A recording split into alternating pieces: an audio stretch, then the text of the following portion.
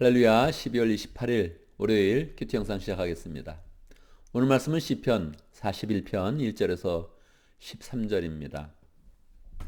시편은 1편에서부터 41편까지를 제1권 그렇게 묶었습니다.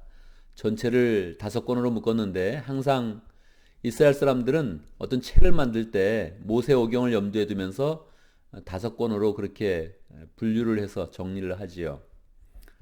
1권부터 41편까지는 다윗과 솔로몬 시대 때 편집이 된 그런 시편입니다.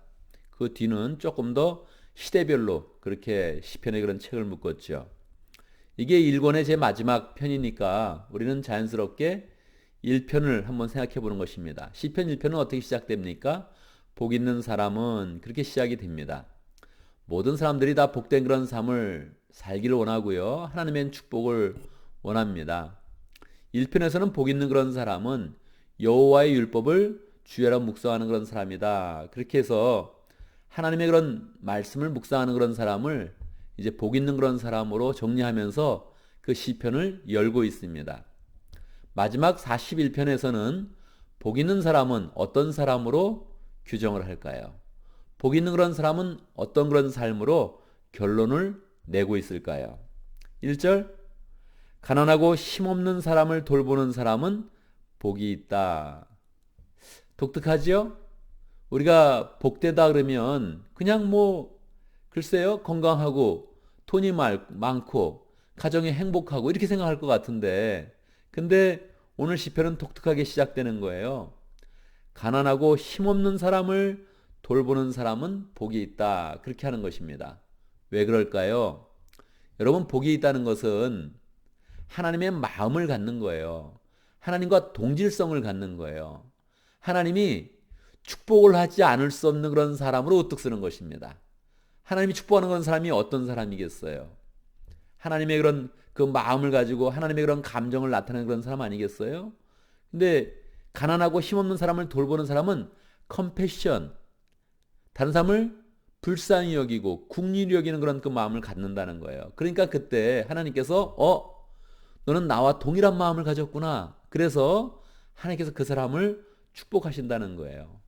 그래서 1권을 마치면서 시편 41편에서는 우리가 복된 그런 삶을 잘 살려면 우리가 정말로 가난하고 힘없는 사람을 돌보는 그런 그 마음, 하나님의 마음, 컴패션을 가져야 된다. 그렇게 이야기하고 있습니다. 하나님의 마음을 가지면 하나님께서 우리의 그런 삶을 어떻게 인도하실까요? 재난이 닥칠 때 주님께서 그를 구해 주신다. 그렇게 말씀하고 있는 것입니다. 자, 하나님의 그런 그 마음을 가지면 하나님께서 주시는 축복이 여러 가지가 있습니다. 1절에서는요. 재난이 닥칠 때에 그를 구해 주시고요. 3절에서는요. 병상에 누워 있을 때 그를 돌봐 주시고요. 4절에서는요.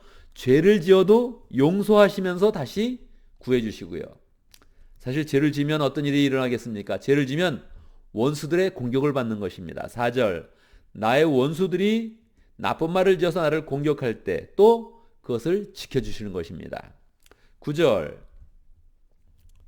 내가 믿는 나의 소꿉친구 나와 한상에서 밥을 먹던 친구조차도 내게 발길질을 하려고 뒤꿈치를 들었습니다. 보통 이스라엘 사람들은 뒤꿈치를 든다는 것이 이제 보통 가까운 사람이 배반을 할 때 이제 쓰는 그런 관용구입니다. 이 시는 아마 다윗이 나이가 들어서 쓴 것 같아요. 왜냐하면 다윗이 나이가 들어서 아히도벨이라는 그런 친구가 있었는데 그 친구가 나중에 자기 아들 압살롬이 반역을 할 때 압살롬 편에 서서 압살롬에게 지혜를 주면서 모략을 주면서 이제 반역에 동참을 합니다. 그때 압살롬이 아히도벨을 얻었을 때 다윗은 내가 정말 죽겠구나 하면서 발에 신발도 신지 못하고 도망을 갑니다. 결국 하나님의 도우심으로 잘 그 위기를 극복했지만 다윗의 인생 가운데 가장 힘들었던 때지요. 여러분, 사람이 살면서 어떤 것이 가장 어렵습니까? 가장 기초적으로는 그냥 먹고 살기 힘들 때 그냥 어렵다고 그렇게 얘기할 수 있죠. 그러나 가장 마음을 괴롭게 하는 것은 제가 목회하는 입장에서 생각해 보면 가까운 사람이 배반하는 게 가장 저는 힘들고 어려웠습니다. 먹고 살기 힘든 것보다 또 병에 걸렸던 것보다 더 힘들었던 것은 내 마음을 괴롭게 했던 것은 가까운 사람들이 등을 돌리면서 배반하는 그런 그 모습을 볼 때 가장 마음이 아팠습니다. 뭐 끊임없이 계속 있었던 것 같아요. 여러 모양으로 그렇게 나타났던 것 같아요. 그런데 그때에도 주님께서 원수의 편에 서지 않고 나를 지켜주시면서 은혜를 주시는 것입니다. 10절 그러나 주님은 나의 주님이시니 나에게 은혜를 베풀어 주십시오. 그렇게 기도를 하는데 그때마다 주님께서 나를 세워주시고 인도해 주시는 거예요. 그것은 이미 2절에 나타나 있죠. 주님께서 그를 지키시며 살게 하신다. 어떤 사람이요?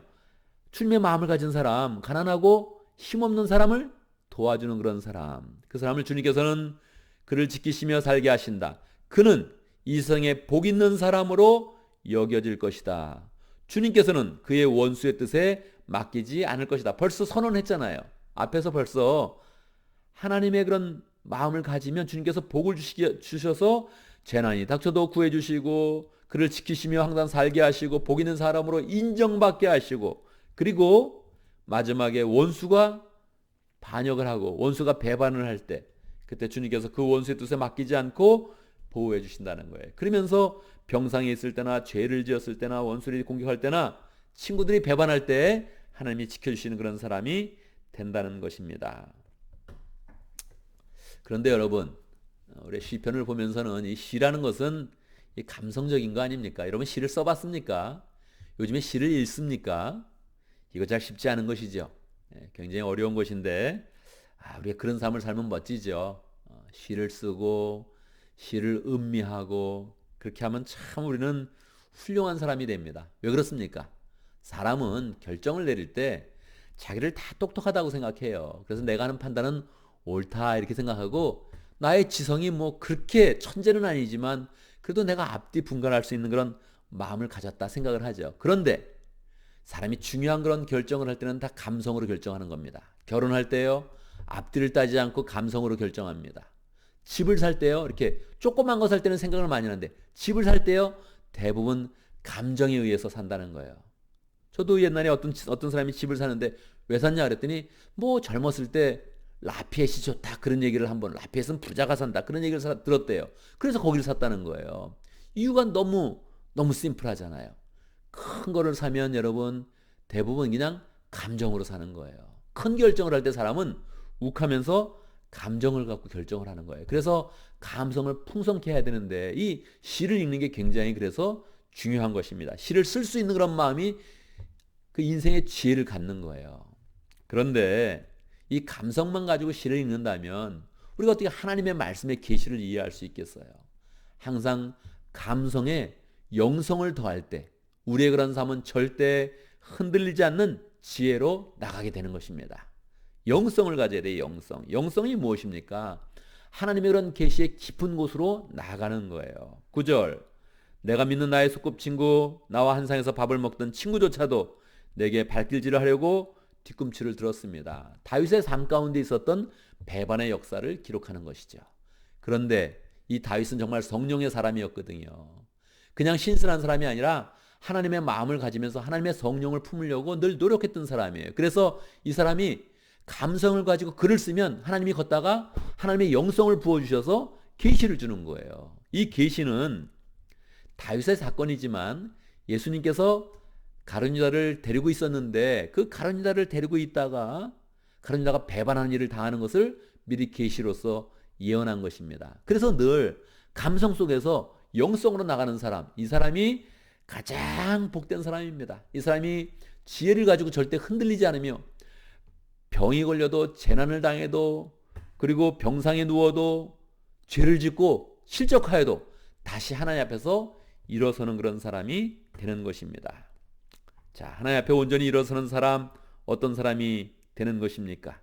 12절 주님께서 나를 온전하게 지켜주시고 나를 주님 앞에 길이 세워주십시오. 주님께 담대하게 기도하고 그 마음에 확신을 얻는 거예요. 그리고서 무엇을 하겠습니까? 찬양하는 거죠. 13절 이스라엘의 하나님이신 주님 찬양을 받으십시오. 왜요? 내 기도가 들어진 것을 확신하는 거거든요. 내 감성과 영성으로 나갔는데 하나님께서 나를 지켜주시고 보호할 것이 너무 확실해지는 거예요. 그래서 마음에 감동이 되는 거예요. 그래서 하나님을 찬양하는 거죠. 영혼에서 영혼까지 찬양을 받으십시오. 어떻게 한다고요? 아멘, 아멘. 2번이나 기억되었네요. 이 마음에 감동이 된 거예요. 야, 내가 하나님의 마음을 가졌더니 하나님 나를 지켜주시고 내 속에 감성과 영성도 주시고 내가 기도했더니 응답해 주시고 확신을 주셔서 내 마음의 기쁨으로 가득 차서 하나님을 찬양하게 되는 것입니다. 여러분, 오늘 우리는 12월 이제 마지막 주간의 월요일을 맞이했습니다. 이번 한 주간 더 우리가 은혜 가운데 잘 지내면서 복된 삶을 추구하면 좋겠습니다. 여러분, 어떤 게 복된 삶입니까? 내가 복을 추구하고 내가 이익을 추구하고 내가 유익한 그런 일을 막 결정하는 거예요. 이게 복된 게 아니에요. 그거는 다 똑똑한 척하면서 꼬꾸라지는 인생입니다. 우리는 똑똑한 척하면 다 멸망하고 맙니다. 자기가 잘난 줄 알면 다 우리는 넘어지는 그런 인생이 됩니다. 우리는 하나님께 의지해서 하나님, 내가 하나님의 마음을 갖겠습니다. 특별히 현실 속에 적용을 한다면 가난하고 힘없는 사람을 돌보겠습니다. 이렇게 마음 먹으면 좋다는 거예요. 이게 너무 어려운 겁니다, 여러분. 우리는 그냥 마지막에 여행 가고 쉬고 뭐 이런 거 좋아하지. 내가 가난한 사람을 돌봐준다. 이게 어려운 거예요. 그래서 시편 1권 그냥 전체 1권을 결산하면서 우리에게 다시 지혜를 주는 거예요. 하나님의 마음을 가지세요. 가난하고 힘없는 사람을 돌보세요. 이렇게 우리에게 권면하고 있는 것입니다. 우리가 더 하나님의 마음을 잘 붙잡아서 1년을 잘 결산하고 인생을 결산하고 복된 사람으로 우뚝 서기를 바랍니다. 오늘도 말씀 속에서 기도 제목을 붙잡습니다. 우리가 주님의 마음을 갖고 가난한 사람 돌보면서 힘없는 사람 보살피면서 축복의 사람으로 우뚝 설 수 있도록 함께 기도하겠습니다. 오늘도 목장을 위해서 기도하는데 오늘 티와나 목장을 위해서 기도합니다. 티와나 목장의 김신철 목자님, 문혜미 목녀님, 모원들 위해서 기도하고 조용훈 성교사님 위해서 기도하겠습니다. 오늘 교회를 위해서 기도하는데 우리 송구영신 예배를 위해서 기도하면 좋겠습니다. 우리도 한 주간을 잘 지내면서 마지막에 예배로 우리의 그런 삶이 잘 결산될 수 있도록 공동체가 함께 예배 속에서 한 주간을 결산하고 새해를 복되게 맞이하는 시간을 잘 가질 수 있도록 함께 기도하면 좋겠습니다. 제가 먼저 기도하고 함께 기도하는 시간 갖도록 하겠습니다. 기도합니다. 주님의 은혜를 찬양합니다. 우리가 주님의 마음을 갖기만 하면 우리의 그런 삶 속에 재난을 만나고 병을 만나고 어려운 일을 만나고 원수가 나를 공격을 하여도 우리를 돌봐주시고 지켜주시고 인도하시고 도리어 복된 사람으로 인정받게 하시니 정말 하나님의 은혜가 참으로 놀랍습니다. 우리의 그런 삶 가운데 힘없는 사람, 병에 걸린 사람, 어려운 사람들을 도와주면서 우리 하나님의 마음을 잘 갖게 해주시고 하나님의 마음을 품을 때마다 우리가 정말로 복된 삶으로 우뚝 설 수 있도록 역사하여 주옵소서.